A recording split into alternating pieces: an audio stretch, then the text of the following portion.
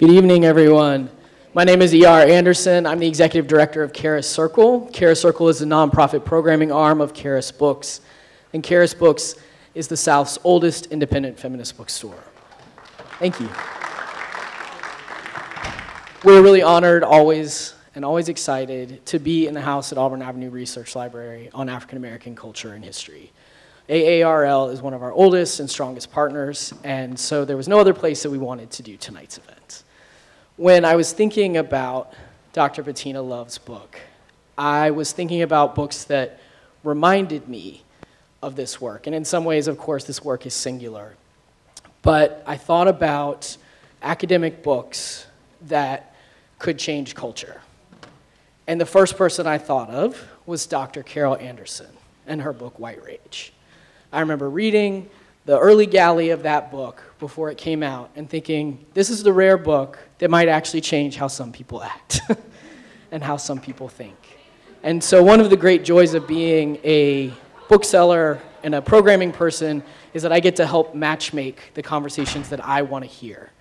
And so this is a conversation that I want to hear between two amazing thinkers of our time who we are fortunate enough to have here in our city with us. So I'm going to introduce Dr. Carol Anderson first. She is the Charles Howard Candler Professor and Chair of African American Studies at Emory University. She is the author of One Person, No Vote, which was longlisted for the National Book Award and a finalist for the Penn John Kenneth Galbraith Award. White Rage, a New York Times bestseller and winner of the National Book Critics Circle Award, Bourgeois Radicals, and Eye Off the Prize, and a contributor to the 1619 Project. She was named a Guggenheim Fellow for Constitutional Studies and is a member of the American Academy of Arts and Sciences. She lives in Atlanta, Georgia, and her newest book is The Second, Race and Guns in a Fatally Unequal America, which is available in the lobby for sale tonight. The person of the hour is Dr. Bettina L. Love. I know, just anecdotally, some of y'all have come a very long way to meet Dr. Love. And that's because Dr. Love's work is, again, singular in its accessibility, its brilliance, and she is singular in her magnetism, in her desire to draw people to transformative ideas. Dr. Love is the William F. Russell Professor at Teachers College, Columbia University, and the best-selling author of We Want to Do More Than Survive. In 2022, the Kennedy Center named Dr. Love one of the next 50 leaders making the world more inspired, inclusive, and compassionate. A co-founder of the Abolitionist Teaching Network, which you can learn more about in the lobby, whose mission is to develop and support teachers and parents fighting injustice within their schools and communities. They have granted over $250,000 to abolitionists around the country. She is also a founding member of the task force that launched the program In Her Hands, distributing more than $15 million to Black women living in Georgia. In Her Hands is one of the largest guaranteed income pilot programs in the US. Dr. Love is a sought-after public speaker on a range of topics, including abolitionist teaching, anti-racism, hip-hop education, Black girlhood, queer youth, educational reparations, and art-based education to foster youth civic engagement. In 2018, she was granted a resolution by Georgia's House of Representatives for her impact on the field of education. And the book we are here celebrating tonight, published Punished for Dreaming, How School Reform Harms Black Children and How We Heal, published on September 12th. And it is already on the New York Times bestseller list. Please continue to put your hands together for Dr. Anderson and Dr. Love.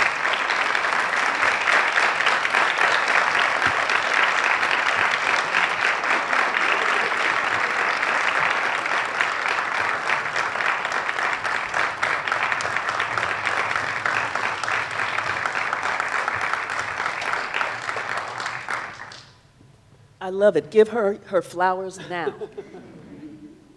This book is powerful. It is a love song to Black children and Black parents.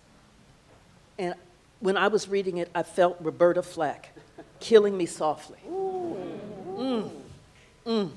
Let's talk about this incredible work that you did. What led you to write it? Well, first, thank y'all for being here. It's really wonderful to see so many of my friends and family here. Before I get started, let me just say, this book is not possible without your work. The very first chapter, is Educational White Rage. When I read White Rage for the very first time, I said, oh, this is the answer. She put it down, like, this is how we have to frame it, this is how we have to think about it. I think it's one of the most consequential books when we try to get this understanding of race and how it shapes and how it forms in our society. So thank you. I could not have written this book without White Rage. And that was one of the things that really pushed me. But I would say that I've been trying to write this book since I was 17 years old. And so anybody knows me, I'm from Rochester, New York. I take that serious being from the Rock. And I went to a really big high school in Rochester, New York. It was so big we had an airplane inside the school. And my freshman class was about 600, 700 students in my freshman class. We were huge. We were 14. We thought we know everything, and we were ready to go. And I was a ball player. 4 years later, of those 600, 700 kids, only 180 graduated. And I'm being generous. And I remember walking across the stage in a huge auditorium saying to myself, where is everybody? Where's everybody? Where did all my friends go? What happened to everyone? So I don't think it's odd that I become a teacher. I start to study reform. I wanted answers about where did all of these kids go who look like me, walk like me, talk like me. Where were we? And so I've always been curious about what happened to my generation, young folk of my generation, young folk with the zip code of mine, talk like me, walk like me, Black. I wanted to understand what happened to us, particularly 80s and 90s babies. Yes. I'm telling you, killing me softly. My next question. When you started off with Zook, we all know her. We all have her in our lives. What led you to weave the powerful stories through here? You've got strong, strong, powerful scholarship. And your work on the policy, because we're going to get to the policies. But the stories, that's what grips you. Yeah. What led you to those stories? So first, I think when we talk about reform, we just talk about it as data. Or we talk about it as this policy, No Child Left Behind, or Race to the Top, or Goals 2000. We don't talk about it as real people. It impacted real people's lives. And so I wanted to bring the stories of people that I knew and how they were impacted by reform. And so I had to start with Zook. Zook is one of my dearest, closest friends. Zook would probably be here today, but her wife is being inducted to the Hall of Fame. So she is celebrating right now. But Zook became my cautionary tale. So I'm 14 years old, and I think I'm a basketball star. You can't tell me anything. And you can't tell Zook anything either. So it's truly love and basketball. I'm 14, I want to take her spot. She ain't going to let me take her spot. So we going back and forth. Now, by the end of basketball season, there's a scandal that breaks out at my high school. The scandal is that Zook and some other male players were not going to class, allegedly. And we were 22-1, and they took all our games away. So by the end of the season, we're pretty much out of the playoffs. Season is over. And at Zook's disciplinary hearing, they start telling her all the things she did not do, all the assignments she didn't do, and Zook knocks out a teacher. And so you hear over the intercom on our high school, Van Hoos on the loose, Zook Van Hoos on the loose. And we like, what did Zook do? But if you pull back the layers, you start to see a kid who's in trauma. You start to see a kid who doesn't know where their parents are, and you start to realize that this same young woman at the age of 12 was assaulted by her teacher, physically assaulted. So that blow that she threw, that wasn't just a blow for that teacher. That was a blow for everybody. And Zook would tell me, C's and D's get degrees. And Zook said, I was no child left behind before no child was left behind. And so she's been my cautionary tale. And so once this happened to Zook, and I saw how no matter how good of a basketball player you are, No matter how many jokes you can tell, if they're going to dispose of you, they're going to dispose of you. And I saw them dispose of my friend, my best friend. Yes. And from there, it became a cautionary tale about how, even playing in basketball, even being a basketball star, they will dispose of you. And she was a child, and she made a mistake. And then after that, her life was pretty much over until she gets to an HBCU and is able to turn her life around. And so I'm always just trying to tell the stories of the folks who meant so much to me and how I saw them punished for just being black and being a black kid and dealing with what they created for us. Thank you. Can you riff us through how foundational the narrative of black pathology is? Yeah. That there is something wrong with black people. Yeah. That needs to be fixed, yeah. And not something wrong with the system that has done all of this damage. Yeah. Can you help us understand what that looks like in the school system? That's a great question. So there's a book by Lindsay Stewart, and she's kind of riffing off of the work of Zora Neale Hurston, and she says this, and this is one of my favorite quotes, and I keep it with me. She says that white people believe that without their intervention, our lives are terrible. And I just hold that. Like, they honestly, truly believe that without their intervention, that our lives are destitute. And if you think about that and you hold that, that is what reform is.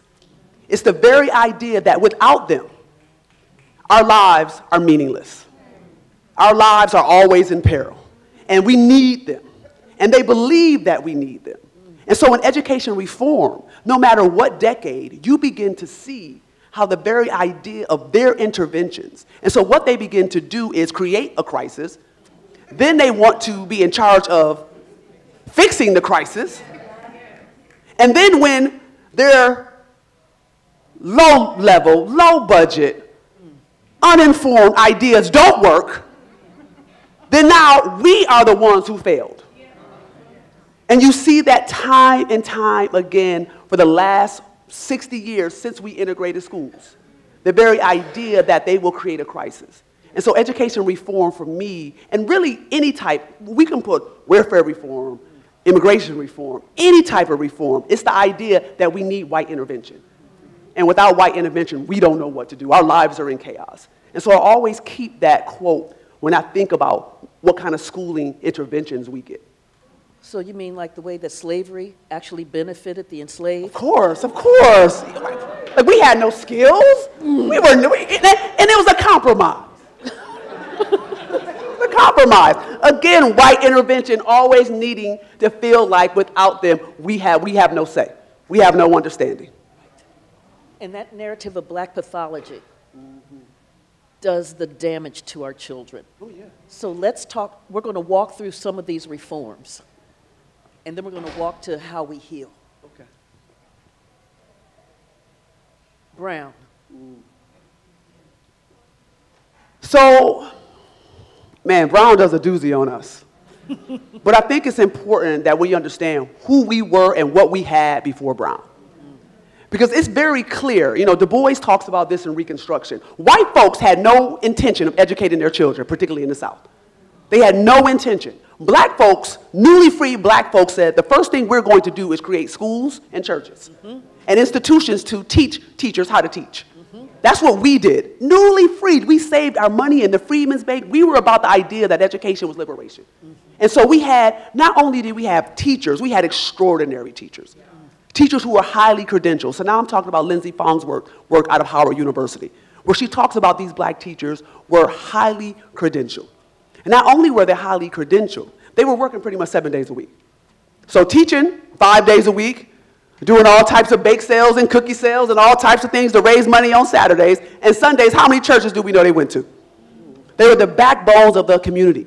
We're talking about almost 90,000 teachers teaching 2 million children. Highly skilled, highly credentialed. And we know, as Vanessa Walker will tell us, to their highest potential. To their highest potential. To their highest potential. So this is what we had. Then we have this Brown versus Board of Education. And let's be very clear. Black folks at the time were telling the NAACP and Thurgood Marshall, hey, don't do this.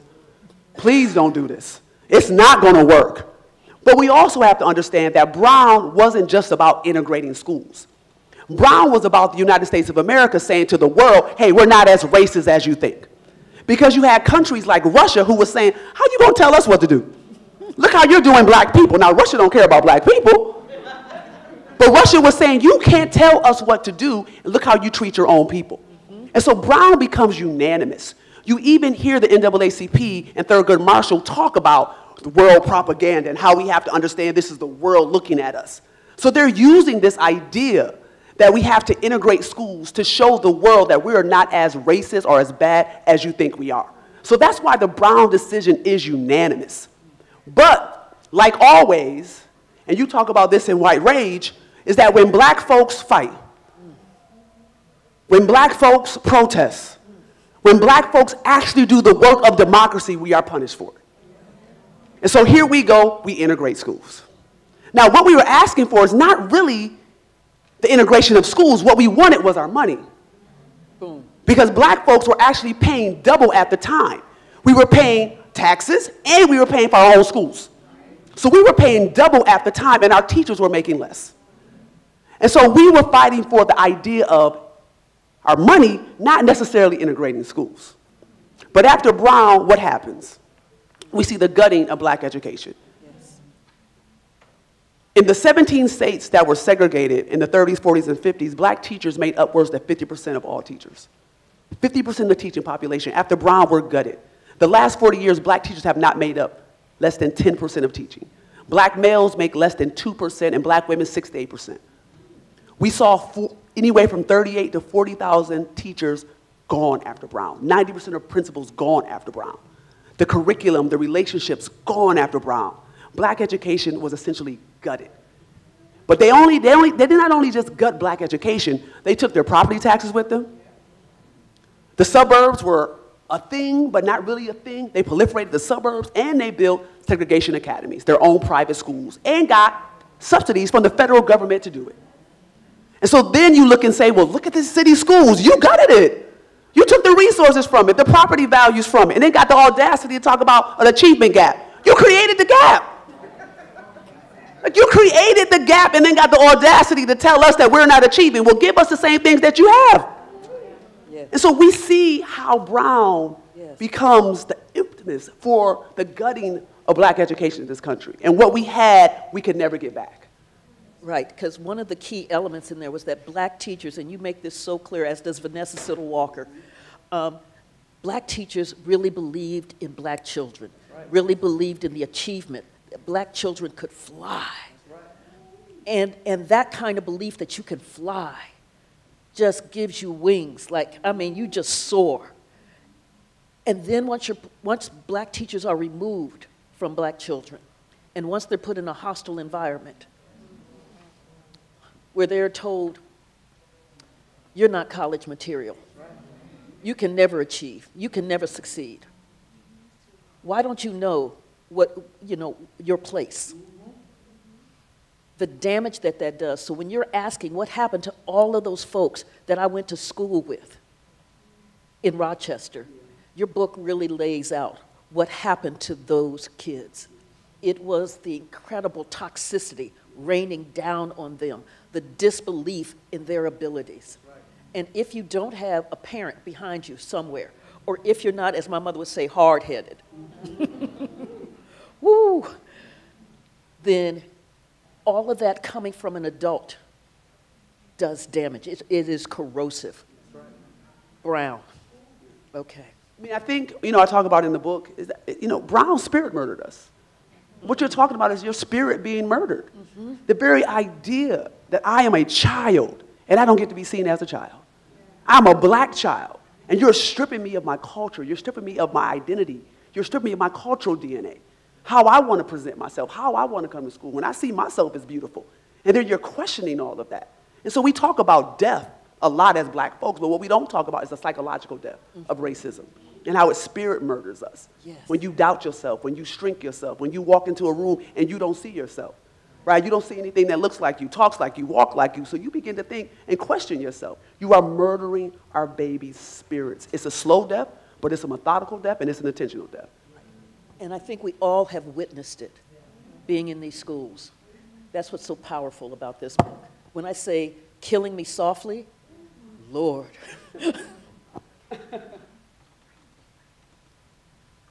A nation at risk. Yeah. I remember the Bill Bennett thing when it came out. Help us understand a nation at risk. So, you know, A Nation at Risk is probably one of the most consequential education reports probably of the last 50, 60 years. But A Nation at Risk, you have to understand, is how you create a crisis. And so we'll back up just a little bit. 1979, 1978, you have the right.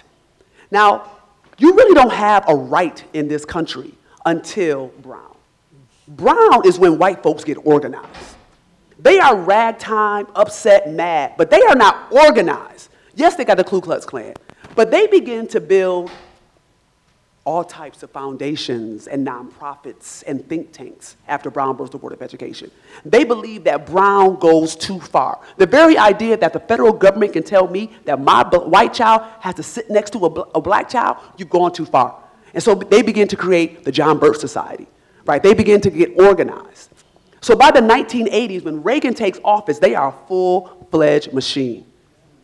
They got think tanks, they got nonprofits, they got foundations, and they are ready to go. It takes them about 20, 25 years, but by 1980, they're ready to go. So the late 1970s, they got a report that they're saying how badly public education is. They want to undo this thing that Brown did. And so they start to proliferate the idea that public education is failing. Now that's late 1970s. By 1980, 81, they get their boy, which is Ronald Reagan. They get they one. Now, 1982, Ronald Reagan does what? Declare a war on black people. The very idea of a war on drugs is just a war on black people, and we know that. We got documentary after documentary, reports. We know all the lies, so we know what a war on drugs was. 1983 is A Nation at Risk.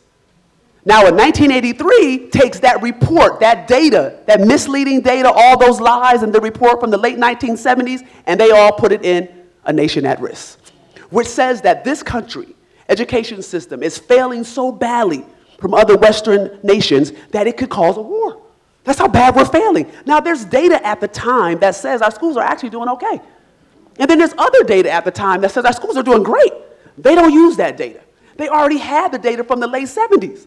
So 1982, Reagan declares a war on drugs. 1983, you have A Nation at Risk. And in 1983, you have the DARE program. Now, what's the DARE program? The DARE program says, listen, there's some good people, there's some bad people. Those bad folks, they got to go. And we'll give you a T-shirt if you snitch on your parents. You want a keychain? We'll give you a keychain, too. Y'all remember the little snitch box? They had an actual snitch box. You got a T-shirt to rat out your whole community. Now, who creates the DARE program? It's Daryl Gates. Who's Daryl Gates? He is actually the police chief during the Rodney King execution. He's actually the same police chief that said black folks have different esophagus, so it's okay to put us in the chokehold. That becomes the individual who puts the DARE program in all the schools across the country. Now, the DARE program has had federal funding for almost the last 40 years, and we have research that says the DARE program, if you complete it, you actually have a higher risk of doing drugs than not doing drugs. Has their funding stopped? No, it has not. And by 1984, Reagan releases another report called Chaos in the Classroom. Again, using data from 1970 that these kids are out of line, they're out of order, and we have to put police in schools. So you see, just through that timeline, 4 years from the war on drugs, A Nation at Risk, DARE, Chaos in the Classroom, how they are manufacturing a crisis. But what they are doing is putting a multi-pronged assault on black life. So it's not just a war on drugs now. Now we're going to go to education. Now we're going to defund public education. They are saying, this is revenge. You all had the audacity, the courage to integrate schools. This is revenge. And so what we're seeing right now in 2023 is revenge season. But understand that Brown was the engine that struck that match to where we are in 2023 with folks like DeSantis. It's been a long game since Brown versus the Board of Education. And we're watching it over and over again. But if you can track these policies and how they have used fake, false, misleading information to create a crisis in education and then use that crisis against us. But it's always about the idea that if you can convince people that the public good is not working, then you can convince them to privatize it. But you got to sow the seed first that the public good or this public entity is no longer serving the public. And that's what we're watching right now. Yes. Okay. She just said a word. She just said a word. I'm glad you're in Atlanta because you were just preaching right then.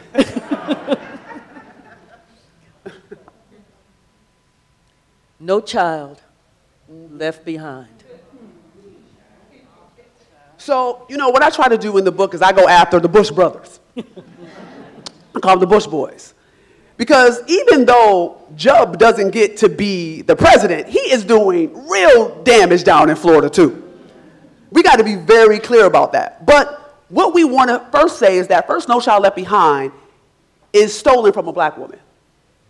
Those are not his words. So he takes the words of a black woman, and then he says, we're going to undo this thing of race. And it becomes one of the most punitive education reform models we have ever seen and still living with right now.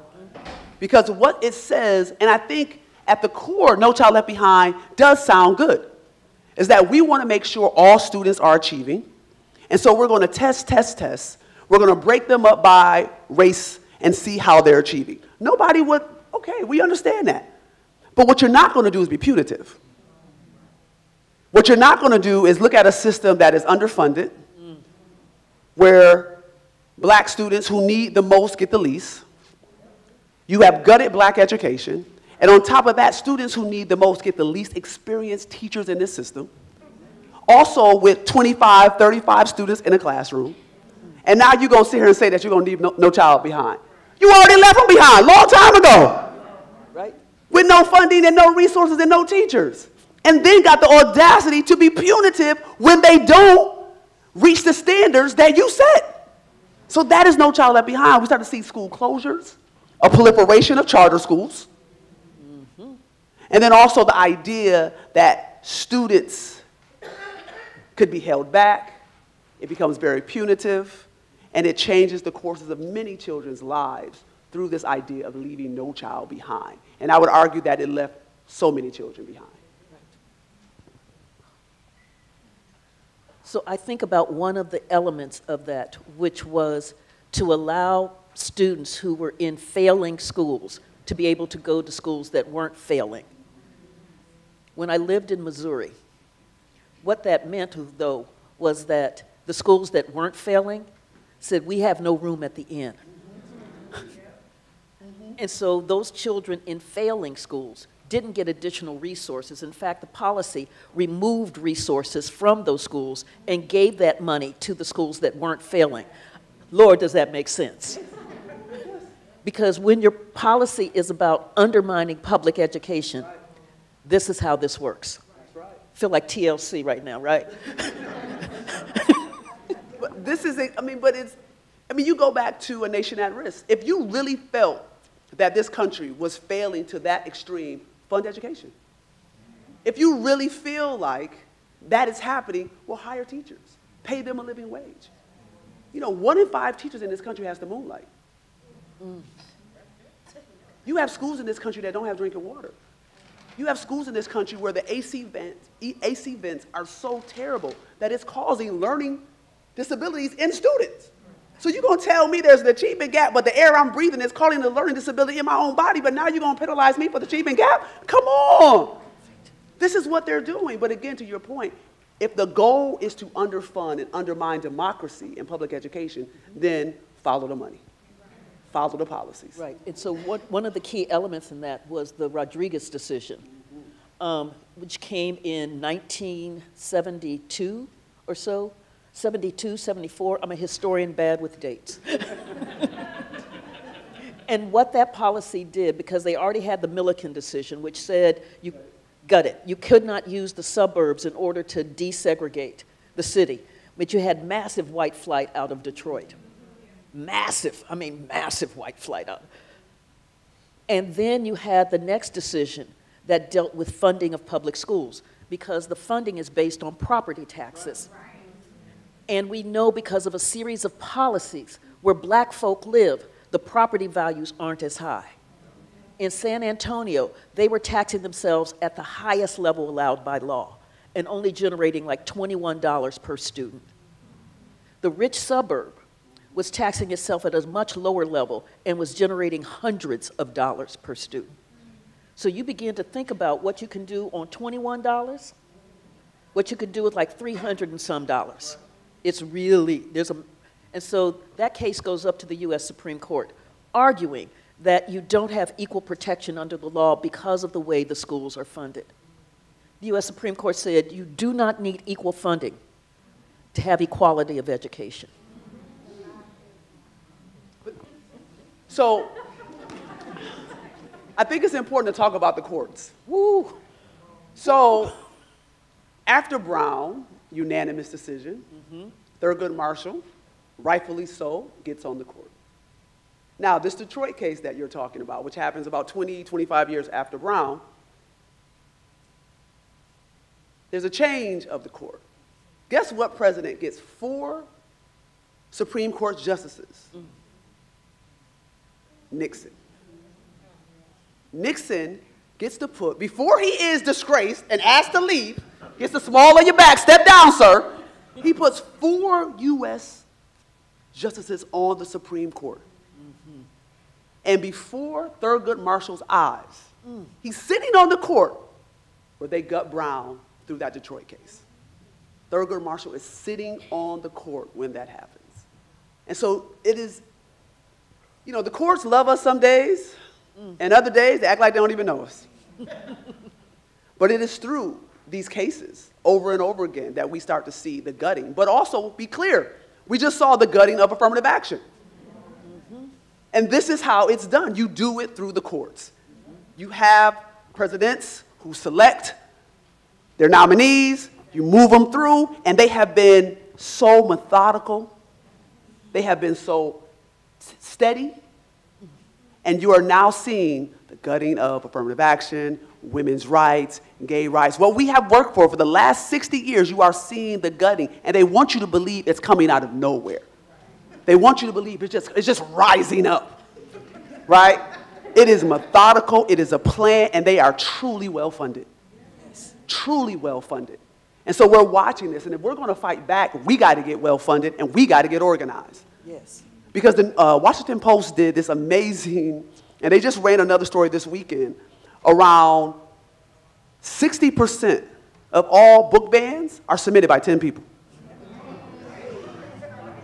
60% of all book bans, you can go to the Washington Post right now, May 23rd, 2023, they ran this incredible examination of the book bans, particularly book bans on LGBTQ. And they found that it was submitted by 10 people. This weekend, they just ran another piece of the one white lady in Virginia who says she will submit 1 a week for the rest of her life. 1 a week. She got the time. This is what we are up against. But we have let policy be able to do that. And so this is where white rage comes in. In your book, White Rage, you say it plainly, is that when you are able to legislate your racism, when you are able to make book bans and policies and reforms that legislate your racism, and this is what we are watching, the way in which they can legislate their hate for us. They can legislate anti-blackness. But you also say in your book that you will see white rage when you see black excellence. Yes. Yes. Yes. Yes. That's when you will see yes. black rage. So I'm going to try and memorize it, right? It's not the mere presence of black people that is the problem. Woo! It is blackness with ambition, blackness with drives, and blackness with aspiration for the full demands of citizenship. It is blackness that refuses segregation. You will see all the time. Damn. Every time. That's the quote. That's the quote. That's the quote. So for me, when I read that quote, I said, oh, don't get mad.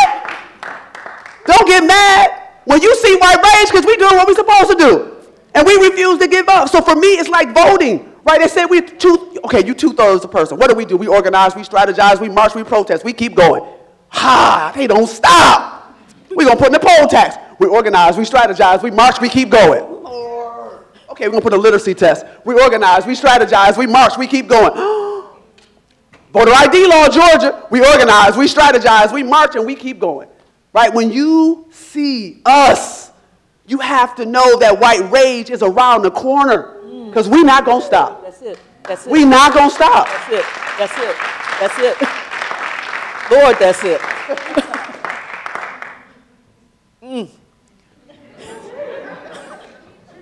I loved your book.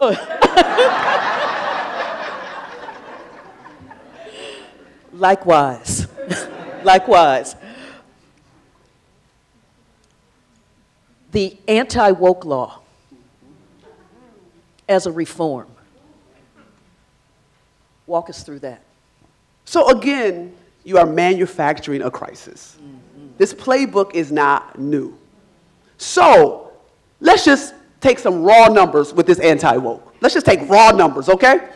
Now let's just imagine that anti-woke is actually happening. I don't even know what that means, but let's say it's happening, right? Because they still saying woke. Black, we not even saying woke no more. Like, yo, we not even doing that anymore. Like, that was pre-pandemic, but they say we woke. Okay.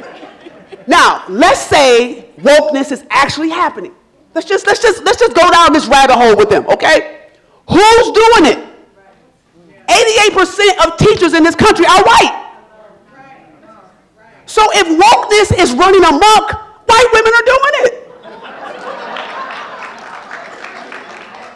I mean, you think about, they've had 200 almost laws passed in the last 2 years, not just in Florida, all around the country. Moms of Liberty had their conference in Philly. And Philly showed out too. Yes. Got them right on out. But if you think about the magnitude of the way they are using white rage, the way they are having all of these laws and all these book bans and all of these legislation, then you would have to say, where are the examples? Where are the people doing it? Where's the curriculum? And if 88% of all teachers are white women, then this is the population who must be doing the wokeness. That's how you know it's trash. Because they don't even have the numbers, the people to justify this. And so this is why we have to be having these conversations and calling them to the table and asking them not just to give us more political, talking points, but actually data. And this is what's funny about it. They're always talking about data. We need data. Are we giving you data? Where's the teachers? Where's the curriculum? Where are the people doing this? No show. But you want data. We tell you right now, we got data that says only 2% of teachers are black males. You don't care about that. We got data right now that says teachers are underpaid. You don't care about that. So it's not about data. It's about spinning a narrative that perpetuates what they want, and that is the erosion of public education. Yes. Christopher Rufo. Ooh. Ooh. We need a smudge pot in here. Christopher Rufo is one of the right-wing folk who developed the anti-critical race theory attack.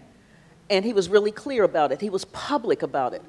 We're going to label anything critical race theory. Folks don't know what it is, but it's got the word critical and race and theory in there. So folks know they're not going to like it. And we're going to brand everything CRT. That's right. And we're going to get white folk riled up about this, that their kids are being indoctrinated. I remember having a conversation with parents, white parents, who had been at a school board meeting going, I don't want my child indoctrinated. And I said, if your baby is studying critical race theory and is in kindergarten, get your baby in Mensa. Right. Because this is law school. Yeah. This is what they teach in law school. And not in all law schools. Mm-hmm. But here you see that kind of deliberate crafting of the crisis. Mm-hmm. Our public schools are indoctrinating our children. And so we need to divert public funding to these charter schools in order so that our children can get a real education. Amen. Let's talk about Betsy DeVos. Woo! Call a name, right? It's like saying Beetlejuice, but don't say it 3 times.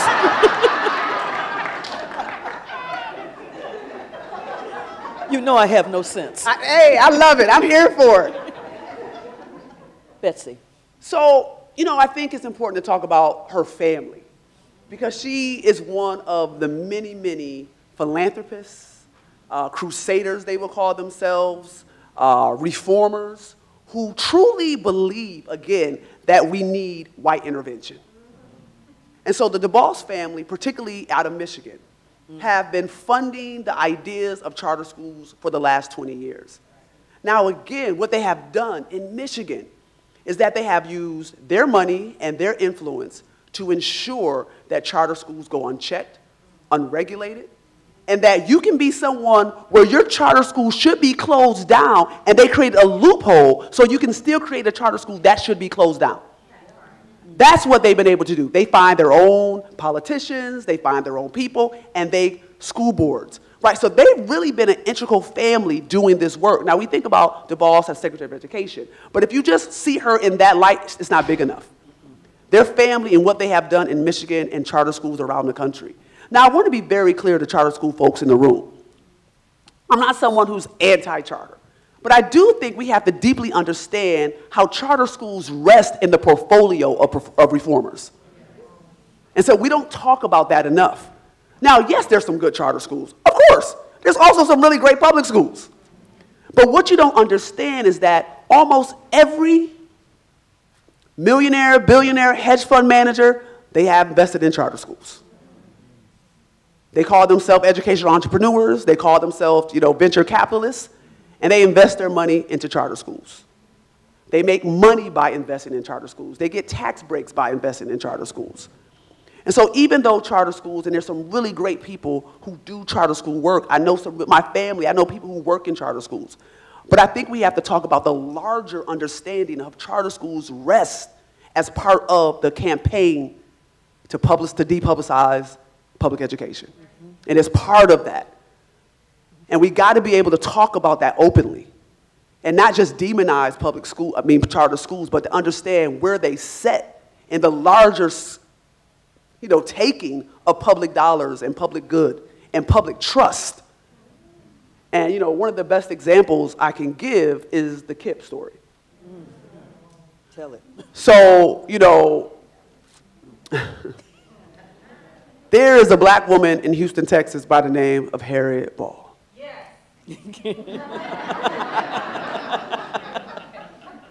Now, she can sing, she can rap, she can play the piano, she can write music, you name it, she can do it, baby. And she's winning Teacher of the Year time and time again. Now, there's 2 white boys from Teach for America. Again, this idea that, you know, you could be a teacher with 6 weeks of training. With who children? Our children. In what schools? Our schools. You don't see that anywhere else. So these 2 white boys who are struggling in the classroom, really struggling, they say, Miss Ball, can you help us? She says, yes. Now, this is a good Southern black Christian lady. Yes, baby. Sit at my feet. They sit at her feet for 2 years. They learn her songs. They learn her chants. They learn everything that she can do. And after those 2 years, they go off to get funding and create KIPP. Knowledge is power. Now, what is Miss Ball's most famous song? Knowledge is power. You got to read, baby. You got to read. You got to get that knowledge. You got to get that power. In 2011, Miss Ball dies trying to open up her own school when they have over 200 schools. There's not one school in her name. And I was very fortunate enough that my amazing doc student in the back found her children for me. And I was able to tell their story. And so the question that her children want to ask is, how is everybody else's family eating and their children are not? How are her grandchildren not eating and her songs and her methods are being used? And so the question has to be paid, what is reparations? What is owed to Harriet Ball? What is owed to all these black women who have created these schools, worked in these schools, slaved for these schools, and then got nothing in return? She dies in 2011 in very bad shape. She's struggling, she has a cane. And the story goes that Ms. Ball says, hey, listen, I want to be, part of this. And they said, you could be a teacher. And on top of that, this is the late, in around 1990, late 2000s, like Ms. Ball, well, Kip goes on the Oprah Winfrey Show. Now, as a black woman, there's nothing more important in that time period than going on the Oprah Winfrey Show. Guess who goes on the Oprah Winfrey Show, sits on the couch? Dave and Mike. Where's Ms. Ball? At home crying. She sees a video of herself in the background while these two talk like they created Kip and they are, engineering this whole idea of reforming education. And so it's stories like that in the book that really motivated me to write, motivated me to keep going. I was lucky enough to be a student at Georgia State. Come on, Georgia State. And I first learned about Ms. Ball in Asa Hillard's class. Yes. And so, Asa would go around the country and he would find these amazing teachers. He would videotape them. He probably pulled out like a VHS, like, listen, watch this lady. And I saw her for the first time. She was rapping, singing, and the kids were just going. And I've always been curious about her, and I've always wanted to tell her story. And so I'm just really fortunate that her children allowed me to tell her story, but to frame it through education reform and these ideas of reformers. I remember being in the pandemic, like you all, sitting at my house, don't know what's going to happen, do I got the cooties? I don't know what was going on. And I remember watching Bill Gates. I said, where's Fauci?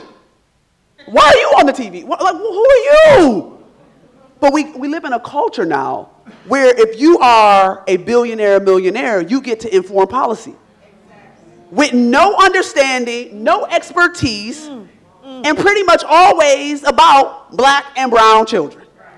I was on Twitter yesterday, and Elon Musk was at the border. Elon, why are you at the border? Who asked for this? Who is asking for Elon Musk to be at the border for what? And again, he stayed at a Holiday Inn. He with the people. He a man of the people. And so again, no training, no expertise, nothing, ready to inform policy.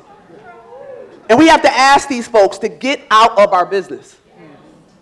Get out of our business. You don't know what you're doing, and you're wasting billions of dollars with unproven, unfound experiments on who? Always black folks and children of color.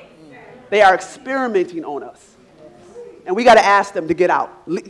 Actually, you know what? Keep your money. So we've been talking about how messed up stuff is. You notice I said messed up. I was really good there.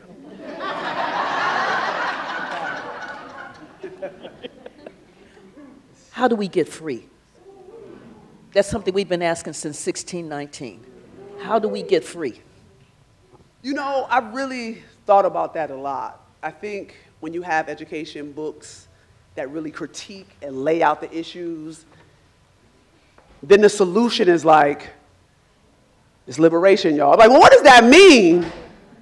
And so I was very fortunate enough to be able to work with a group of economists and policy and all black women. And for almost a year, we met over Zoom. And we came up with what we thought were some categories around harm. And I think we have to be clear first about, if we're going to think about how do we get free, how do we think about liberation, we have to think about the language that we use. So what we've been describing for the last 45 minutes is not just policy. It's not just inequality. It is harm. And if we're going to see it as harm, then there has to be repair. And so the vocabulary and the words that we use are critical. I think about with them calling us at risk. Who at risk? Only risk is you. In my community doing foolishness. That's the risk. Or when we call, black children, these are underprivileged children. Well, who overprivileged? Or, this is a first-generation college student. I'm not a first-generation college student. I'm the first group you let in. Like, we got to be clear about our language because it's harmful. They are doing harm. And so the other word for repair is reparations. And we have to be thinking very clearly that if you're going to harm us systematically, fundamentally, then we have to say this is what repair would look like. And so I was able to work with these economists to think about what would educational reparations would be. And I think too often in society, when we think about reparations, we think about, okay, you were denied a home loan because you were black. You were denied a business loan because you were black. Your home or your business was devalued because you were black. Mass incarceration, what Erica Miner would call targeted mass incarceration, because it wasn't mass. And then, you know, also police brutality. Like, these are the levers for reparations in this country. And we have states like California right now who are hopefully taking a very critical look at reparations. But I would argue that before you denied a home loan, before you denied a business loan, you are black. And you are educated in American schools. And that education that is inherently inferior, that they know is inferior, and it's not a gap, like you talked about. It's not a gap. Like, we have a funding gap. You don't have a funding gap. A funding gap means we missing each other. A funding gap means we need a meeting and we gonna get things squared away. It's not a gap. The way we fund schools in this country systematically ensure my demise. So it's not a gap. So we know it's harm and we see it as harm. We have to stop fighting for DEI. How you gonna have diversity, equity, and inclusion with no money? How you got diversity, equity, and inclusion with no power? A staff of one. A staff of one, training one. And then you have the one person who's supposed to be a savant and everything. They're specialists on queer issues, specialists on trans issues, specialists on race issues, like, we have to have actual solutions that put us on the offense. And so for me, it's to think about reparations within the field of education. And so these amazing black women, one weekend came to my house. My beautiful wife was cooking nonstop, and they started doing some type of hidden figures type of stuff. I didn't know why. I was just like, it looked like a lot of math. Like, it looked like a lot of math. And they started calculating. And they started saying, oh, we can start to calculate harm. So I'll give you a few examples. In 2010, there were almost 100,000 black students who qualified for AP, had the test scores for AP, but were not enrolled in AP classes. Why? There were no school. Their school did not offer AP, and they didn't have teachers who taught AP. Now, those 100,000 black students will go off to college and pay more in their tuition because they do not have the 6 to 9 credits to just roll in. So they're going to pay anywhere between $1,000 to $3,000 more just because they were black. That's reparations. Or in New York City, you can suspend a kid up to 120 days. There's only 180 days in a school year. Now, when you suspend a kid, do they get a check? Lunch? Tutors? Computers? They get nothing, but everybody gets paid. How that kid has not been in school in 100 days, but everybody got paid? That's that child's money. We also know that if you are a young black boy and you have 2 black teachers in elementary school, just 2, the likelihood that you will graduate and go off to college increases anywhere between 32 and 39%. Just having 2 black teachers in elementary school. That's it. All the black children who have not had black teachers, they have been pushed out of school, meaning that you are impacting their learning and earning potential for the rest of their lives. High school diploma, no high school diploma. There's $250,000 of lifelong earnings in between that. And you think about all the children who have been pushed out, didn't graduate. You have changed the course of their lives financially. And so if it's always about dollars and cents, well, we got dollars and cents. And so these economists calculated that just for my generation, the hip-hop generation, the post-civil rights generation, is $2 trillion in these 6 categories. And let me be very clear, it's just a start. I truly believe that we just scratched the surface. We were at my house with Chel's cooking, you know, salmon cakes for him. Like think what a think tank at Harvard could come up with. Think what a think tank at Spelman and Morehouse can come up with. And so this is just the beginning. But I think we have to be thinking about education and reparations and putting that conversation together. Because those other levers are true. But I also want us to think about the wealth gap.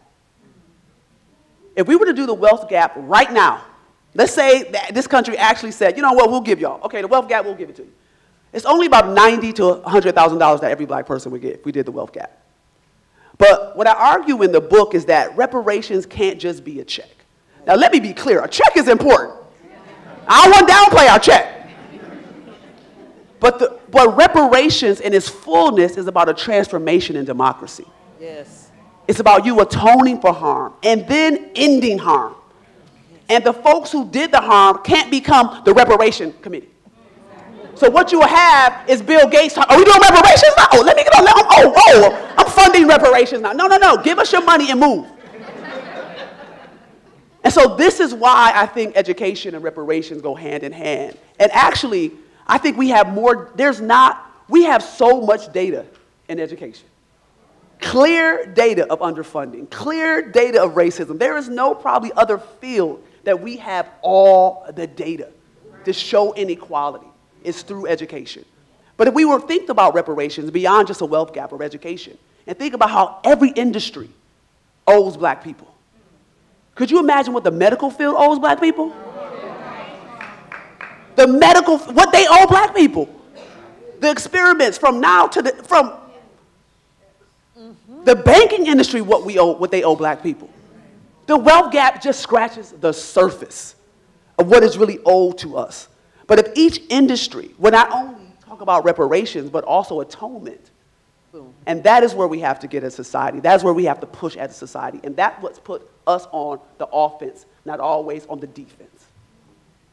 Thank you. Thank you.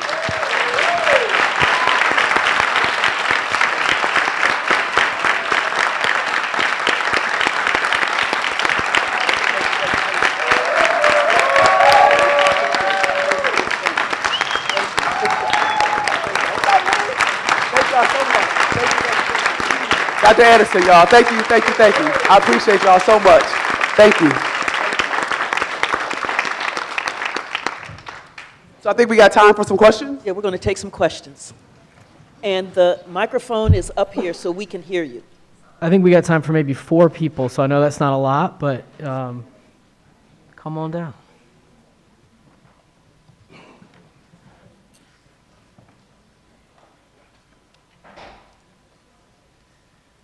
Hello. Hello. Let me get to the mic. Hello. So I'm really enjoying the book. So I'm hoping this question isn't too off kilter. I just want to see your thoughts on the Michael Orr situation where, everybody thought he was adopted for that whole time, but it wasn't. Because I think it correlates just because, high school education, he went to college, and then the NFL and so forth. Yeah, I think I start out the book as an athlete, so I think it aligns with it's white folks being white. I mean, it's not, I don't think, even overthink it. Right, it's white folks being white. They misled him. Until we can get a full account of what they made. So we want receipts. I'm sure he wants receipts. But I also think there's a beautiful story, right? Because shout out black women. He was in that agreement for a very long time. Married the black woman, she said, "Where's the receipts?"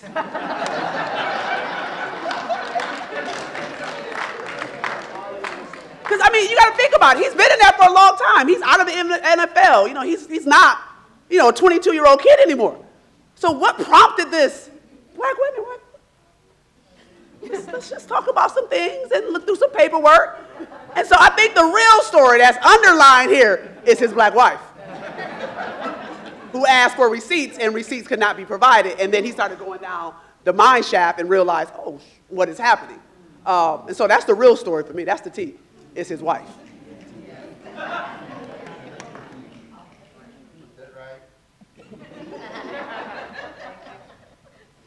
quick question for you. Election season is upon us, which means silly season is here. So let's say Secretary Cardona doesn't continue his term with the next administration. Let's say they tap you to be the next Secretary of Education. They won't. You have an opportunity to provide your wisdom and advice. What would be some low-hanging fruit as some really key access points for the next administration to start even broaching the subject of what educational reparations would look like? Thank you for that question. I think the very first thing is to do away with high-stakes standardized testing. That's the very thing. Again, when we talk about data, we got 40 years of data that this ain't working. We got 40 years of data that shows that it's causing anxiety and all types of things in our kids. And we also know that high school exit exams, like I'm from New York. New York has the raggediest thing called the Regents. It's just raggedy. Like, how are you in school for 13 years, and now here we are the last 6 months, you don't pass any of these tests, you don't graduate. I've been here for 13 years, fam. But we also know that the Regents exams and exit exams like that increases carcerality by 14 to 15%. So basically, I'm not graduating, and then you just throw me into the carceral system. But we also have to be able to be clear about our message. I like tests. I don't think tests are bad. I don't want high-stakes standardized testing. I don't want an industry profiting off of my demise. I don't want an industry ensuring that these tests are not culturally relevant so I can ensure that these children fail the test so I can go ahead and proliferate jails in this country. So we have to be clear about getting rid of high-stakes standardized testing. I think the very next thing is clear. We've seen teacher protests and strikes happening all around the country. We had a number of them last year. Teachers would like to make a living wage, right? In Oakland, a family of 4 needs to make around 52 in Oakland. Teachers make 50. We're not even making a living wage. We need state-of-the-art schools. You can't walk through a school that's crumbling and want me to think I'm going to go to my highest potential. Right? We need state-of-the-art schools. We need schools that have what these other schools have. And so, I mean, we also need classrooms where it's not 30, 40 kids in a classroom. And we also need highly skilled, highly trained teachers. Right? If you want, we know up from slavery, the first thing we did was build schools. We educated our children, and we did it with less. And we got brilliance. We know what can be done. I would say, you know, there's a chapter in the book called White Folks Save Yourself. Leave us alone. We good. If we have not taught y'all anything in 400 years, that we're going to be all right. Now, what you could do is remove the barriers. What you could do is pay your fare. But as far as like we need you, we are actually good. What we need is our money. What we need is our resources. So we need highly skilled teachers. We need actual schools that are not crumbling. We need to pay teachers a living wage. We need to get rid of standardized testing. And we need to have actual curriculum that actually reflects our heritage, our culture, and who we are. Because I tell people all the time, if you think anti-racism is talking about the pain and the trauma of slavery, that ain't anti-racism. And that's not my history. That's your history. My history is how we overcame. My history is how we love. My history is how we fought. My history is how we made a way out of no way. That's actually my history. So if all you're going to teach about black folks is trauma and pain, that's not a class on anti-racism. That's a class on power and privilege. And so teach who we are. Teach our history. Teach our greatness, because it actually will benefit you, because this is your history too. You don't have a country without us. Just a few things.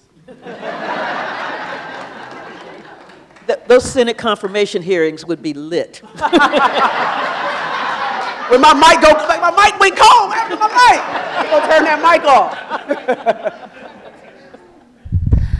Hello. You mentioned there's the teaching force is like 88% white, and that to me seems like a big problem. I don't know if you view that as a problem and how to kind of shift away from that, other than telling teachers, well, maybe you should not teach if you can't connect your curriculum to the people that you teach, right? Like anyhow, I just wondered about that. Yeah, I think that's a great question, because 88% of teachers are white, and it's not changing anytime soon, so what do we do? So the best example I can give you is last month in Florida. Last month in Florida, you had an awarded principal who was newly minted principal, comes highly regarded, who thought it was a great idea to take all the students who didn't do so well on their standardized tests, to put them in an assembly room and tell them that if they increased their test scores, they would get chicken and gift cards. And if they don't increase their test scores, they're going to end up dead or in jail. Now, that was not 1954. That was last month in Florida. Now, do I think that white teachers wake up in the morning and say to themselves, well, I cannot wait to terrorize a black child? No. I think white teachers are waking up trying to do their best, but they have not swept outside their own front door. They have not done the work. They don't know who they're teaching. Those principals and that teacher really thought this was a good idea. Had a PowerPoint presentation and everything. But if you believe these things about black people, if you hold on to these stereotypes and myths and the anti-blackness of it, you will do harm. Because those myths and those stereotypes become policy. They become classroom decisions. They become how you dictate and run your classroom. So yes, I think we need teachers. I think we need all teachers. But if you're going to do harm, then we don't need you. If you don't understand the brilliance of blackness that you have in front of you, then we don't need you. Because you are going to do harm. And let me be very clear. There's some black folks who do harm. There's some black teachers I'll be like, need to push you to the side. But we do have data that says two things. Number one, that HBCUs are doing an incredible job preparing the workforce of black teachers. We know that. And we also know that all students benefit from a diversity of teachers. All students. And so I think what white teachers have to do is have to understand, why are you here? Who told you that you had the right to teach our children? And if you understand that, then you'll start to do some internal work. As my grandmother would say, you will start to sweep outside your own front door. And so what I try to tell white teachers is, listen, it's not about you being in the classroom with us. It's about how you live your life. If the work that you're doing for justice is from 9 to 5, we good. Because the real work is, where do you send your children? Where do you shop? Where do you spend your money? What books come into your home? What TV shows do your children watch? When somebody says something terrible about black folks in your home, do you check them? Do you say anything about them? Because then you walk into the classroom different, because that's actually how you live your life. If you think the work is just doing it, because you ain't here with us, and I want to be very clear, you eat because of us. You don't live in the city, but you take your money out to the suburbs. Your kids go to great colleges off the money that we provide. That's our money. That's black folks' money. You got white folks teaching at an all-black school. You pay because of us. So to not see us and not see our value, you are going to do harm in the classroom. So for me, it's not just about the color of your skin. I tell black teachers all the time, that might get you in the door for a little bit, but once the kids realize you whack too, you out too. You might have about 4 more days in that white teacher. They gave her about 2-3 days, they're gonna give you a full week. But by week 2, you out too. Right, because we know it's about relationships. Yes. We know it's about intent. And how you see us, and how you talk about us, and how you look at us, and how you look at my mama when she come through the door. Kids are watching all of that. All of it they watching. How you correct my English, all of it they watching. And so all of those things are important, but I do think white teachers have to understand, how did you get here? You got here because they gutted us. And why are you here? And if you can't answer why you're here rather than just to be a teacher, we need more than that.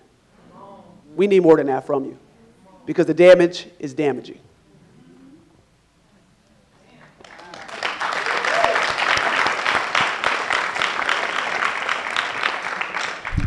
I wanted to say, I love how in the book you talked about the abolitionist teaching network and the fact that they can promote you and they can elevate you and they can use your words to be able to fund their cause, but then 2 weeks later go about tearing you down in that way. And it made me think about being a black or brown educator and just being in a system where, like Mrs. Ball, we can watch our genius get gentrified while they try to make sure that they keep us down. And it made me think of a combination of two things. How do we as black and brown educators that want to do more than survive the field of academics while we're watching people walk out the door, but also being punished for dreaming in the form of gentrifying our genius? Better teach, crap! How do we as black educators that want to do more than survive the field of education while we watch our peers walk out the door, while also watching our dreams get punished through the gentrifying of our genius, through the low cost in which they pay us to be able to do our jobs, or simply by silencing our ideas because they don't want it to affect change? How do we do that? That's Cliff, y'all. Brand new teacher. Come on, got our mentoring teacher. Let's go, let's go, let's go, let's go, let's go. Let me get your borough right. What borough we out? We from the Bronx? From Harlem. You look at Harlem. Harlem in the building. So thank you for that question. It is so good to see you. I think the first thing that black educators have to do is let go of their ego. I'm going to tell you why. It's not that many of us. And I have been in the room, and it's just me and some white folks. And when you start opening your mouth, they will make it seem like you're a genius. You'll be like, never thought about this? I mean, you be saying basic stuff, and they be like, yes. And so you're going to get caught up. Not building community, not doing what you need to do for your students, because they got you thinking you're the magical Negro. So the first thing you got to be asking them, I need more. I need more of me. I need more people. How we get more of us through the door. That's first and foremost. Because you cannot get sucked into that. Second thing is we have to be saying, what else are y'all going to do? I've seen black women on 13 committees. Just running us wild. So you as a black educator, the first thing you have to do is let go of your ego. Second thing you have to do is ask all these folks, can you help? Can you help me? Don't cheer me on, help me. Because this is how we get punished. Doing all the work and all the labor constantly. And you know, Cliff is just amazing. He's doing this, he's doing that. And they will actually be talking about how good you're doing. While they wearing you down. And I've seen it time and time again, that the young, ready to go teacher, and they just wear him or her down. Next, is stop giving the new teacher the sauciest kids. Like, why are y'all doing that? You know, come on, man, come on. He need a seasoned vet. Somebody that got a whole toolkit. I got like 3 tools in my toolkit. I'm trying to mess with my boy. Come on. And so I think it's, number one, black teachers need therapy. We need healing. We need to be very clear about why we're there. And most importantly, we need to be building community. We need to have our own time, our own conversations. We need to tell white teachers, this is not for you right now. We need our time. Because what racism will do is make you think you're crazy. Racism will have you questioning everything you've ever done. And it's not until you're with other black folks, other folks of color, and you're like, oh, that happened to you? That happened they said that to you? Bam! They said that to me last week. Right? But too often when they're in our spaces, we can't heal properly because we are trying to not say what we know we need to say because they're in our spaces. So that's why we need our own space, our own time to process, to understand. And then get with the parents. That's their children. That's their children. Get with the parents. Ask them, what makes your child special? Now, I'm going to be, it's just important. Now, there's a seasoned teacher in this room who Asa Hillard called a master teacher. And it is my child's teacher. And the first thing that she did was try to find out what made my child special. What did she like? What was she into? And then used it to bring a math score up from a to an A. Finish with an A. And worked for it. But was there every step of the way. I will always thank you for that. Thank you, thank you, thank you. But that's what it's about. That's what it's about. But you asked that question for the audience, because I know what you're doing. Killing it. Thank you, Cliff. It's so good to see you. We have one final question. Dr. Love, I just want to thank you so much for your phenomenal lecture tonight. I think I speak for the audience when we say we've really enjoyed it. This question is connected to the larger discussion of highly skilled teachers and a livable wage. I think that point has been made several times tonight. And we know that several fields are performance-based. When you look at doctors, lawyers, different things like that, respectable fields, they are performance-based and they are compensated for better performance. I want to know what ideas you might have for recognizing teachers for some of the intangibles you talk about through abolitionist teaching, such as creating community, solidarity, innovation, different approaches that we know to be excellent teaching, but we have difficulty naming. So we know that currently what performance there is of teaching is heavily based on standardized testing, which we know to be punitive and draconian in nature. So how do we push back against that to reward some of the other intangibles? Yeah, that's a great question. You know, I've always believed that you shouldn't be a teacher until the community says you should be a teacher. I've always believed that auntie should say you ready.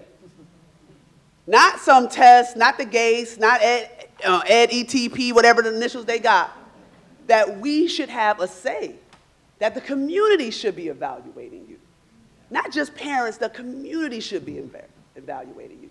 Old heads should be evaluating you. Like, how are you translating this not only to your students, but to your community? Because at the end of the day, as an educator, your job is to serve. You are there to serve the public. And so the public should have a say. Now, it should be our public, not just anybody public. But I think at the end of the day, we have to try to understand if this is actually public education and the public good, then how does the public have a say in what their children learn, how their children learn, and who gets to teach their children? And right now, you know, it would be amazing if the right actually cared about education to have an honest conversation about it. Like, who gets to sit up in front of children? Right? Who gets to be a teacher in this country? Right. It's very shaky state to state. Right now in some states, they're saying you need a high school diploma to be a teacher. During the pandemic, they let police in full uniform teach our children. And so when you think about those intangibles, I think they should come from the community. I think they should be pushed from the community. But I also think we have to ask schools of education to do a better job. Schools of education are not doing the job that we think they are doing. Too often, you can go through your whole 4 years of college and not take one African American studies class. And then you culturally relevant? Come on. Because you took a class on, how you get a degree in justice? We're really giving out degrees in justice. You can't get a degree in justice. You have not worked in any community, nobody knows you, but you got a degree in justice. That makes no sense. Yeah. We also have to look at all of these online institutions and how they have taken so much money from black people. And so the question that you're asking, I think is really, for me, it's about how do we have an education system, a teacher pipeline that is actually doing the work that the community would want them to do. Not just what they think is best for our children. And a baseline, the baseline, right, would be in a state like Georgia, right, where a teacher walks in making $80,000. Right? If you want me to take $80,000, if you want me to get $80,000 worth of debt, I should at least make 80. Right. Right? Or here we go with Uncle Joe, right? Forgiving student loans. Right? You should not have all this debt to be a public servant. That doesn't make sense. And so if we're going to get a diverse teaching force, I'm not going to be the first person to go to college in my family and then take on $80,000 worth of debt to make $40,000 a year. The math ain't mathing. Come on. So if you look at the teaching profession and you see right now, you know, we're going to be, with the baby boomers retiring, we're going to be in dire need in a very short time. And there's two things happening right now. Number one, that's what they want. And number two, we have nobody at the table right now with any real solutions and not putting real money into creating another teaching force. If this was the medical field, this was another field, we would have strong initiatives. But this country somehow believes it can be a thriving democracy without public education. That's good. Thank you, Dr. Love.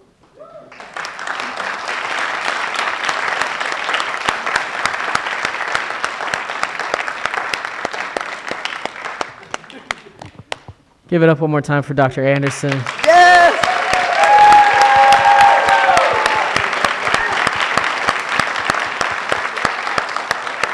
And one more time for Dr. Bettina Love.